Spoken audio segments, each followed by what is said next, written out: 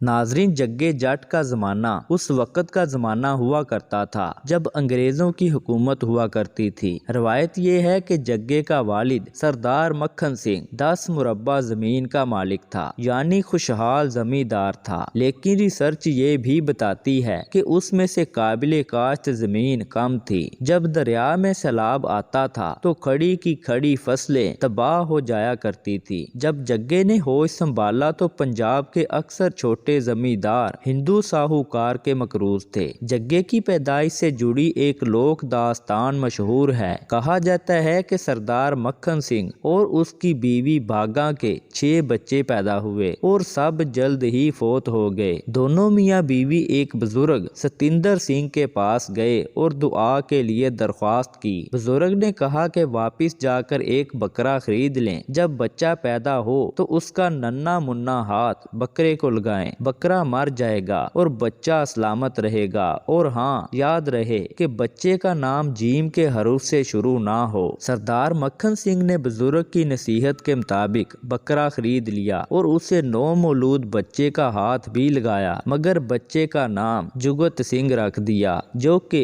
بزرگ کی نصیحت کی خلاف ورزی تھی۔ بس یہاں سے گڑبڑ کا اندیشہ پیدا ہو گیا۔ مشہور بولی ہے، جگا جمیا تے ملن ودھائیاں تے وڈا ہویا ڈاکے ماردا۔ نوجوان جگا کشتی اور کبڈی کا شوقین تھا، جبکہ اس کا دوسرا بڑا شوق کبوتر بازی بیان کیا جاتا ہے۔ وہ بہت طاقتور گبرو جوان تھا۔ ایک مرتبہ پٹواری کے پاس اپنی زمین کی فرد لینے گیا تو پٹواری نے رشوت طلب کی، لیکن جگے نے رشوت دینے کی بجائے اس کی اچھی خاصی پٹائی کر دی اور فرد بھی اس سے چھین لی۔ پٹواری اور تھانے دار عمومی طور پر اس دور میں انگریز سرکار کے مخبر ہوتے تھے۔ جگے کے بارے میں حکومت کے خوب کان بھرے گئے کہ جگا باغی شخص ہے کیونکہ یہ سرکار کے کاموں میں مداخلت کرتا ہے۔ چنانچہ جگے پر غلط مقدمہ بنایا گیا اور 4 سال قید کی سزا ہوئی۔ جب وہ سزا پوری کر کے جیل سے نکلا تو جگا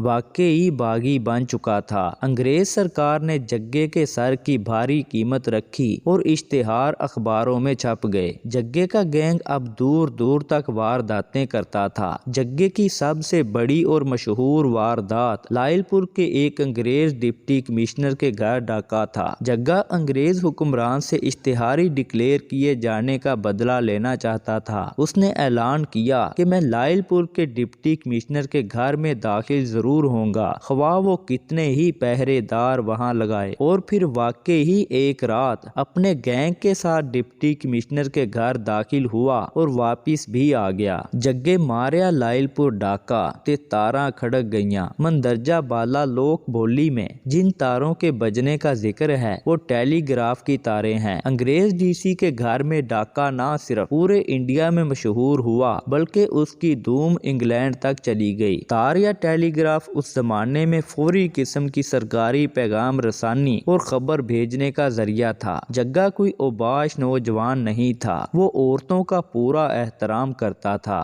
بہادری اور بدلہ لینے کی عادت اس کی شخصیت کا جزو تھے۔ میری ویڈیو کا مقصد جگے کے بارے میں کوئی اخلاقی فیصلہ صادر کرنا نہیں، بلکہ وسطی پنجاب کے اس کریکٹر کا معروضی جائزہ لینا ہے جس کا ذکر 100 سال گزرنے کے بعد اچھے یا برے دونوں انداز میں ہوتا رہتا ہے۔ جگے کو کنگن پور کی ایک مسلمان لڑکی سے محبت تھی جو شادی پر منتج ہوئی۔ پنجاب کے دیہات میں ایسی شادیوں کو قدر کی نگاہ سے نہیں دیکھا جاتا، مگر جگے نے اور اس کی فیملی نے اس خاتون کو پوری عزت دی۔ ماں بیٹیاں دونوں 1947 میں پوری فیملی کے ساتھ انڈیا چلی گئی۔ روایتوں سے لگتا ہے کہ جگا یا تو مونا سکھ تھا یا بھیس بدلتا رہتا تھا۔ اس کے شیو کرانے کا ذکر اس کے قتل کی ایک روایت میں موجود ہے۔ لالو نائی جگے کا نائی بھی تھا اور باورچی بھی۔ ایک واردات کے بعد جگے نے بورڈ کے درخت کے نیچے کچھ آرام کیا۔ لالو کو کہا کہ پہلے شراب دو اور پھر کھانا تیار کرو۔ لالو نے جگے کو ڈھیر ساری شراب دی، جس کے بعد جگا شراب کے نشے میں دھت ہو کر گہری نیند سو گیا۔ اسی دوران اچانک لالو نائی کے دل میں انگریز کے انعام کا لالچ آ گیا۔ کیونکہ جگا شراب پی کر سویا ہوا تھا تو لالو نائی نے موقع کا فائدہ اٹھاتے ہوئے جگے جٹ پر حملہ کر دیا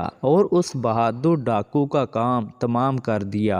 जग्गा मारिया बोर्ड दी छावें ते 9 मन रेत भिज गई। यानी जग्गे को बोर्ड के दरख्त के नीचे कत्ल किया गया और 9 मन रेत भीग गई। इससे मालूम होता है कि जग्गा बहुत सेहतमंद और ताकतवर नौजवान था। कत्ल के वक्त जग्गे की उम्र महज 30 साल थी। उसने अपनी बसात के मुताबिक अंग्रेज से बदला लिया और गरीबों की मदद की। जग्गे की शख्सियत और असली किरदार के बारे में मजीद रिसर्च की ज़रूरत है। नाजरीन, अगर हमारी वीडियो अच्छी लगे तो मजीद ऐसी वीडियोस को देखने के लिए चैनल को ज़रूर सब्सक्राइब कीजिएगा। शुक्रिया।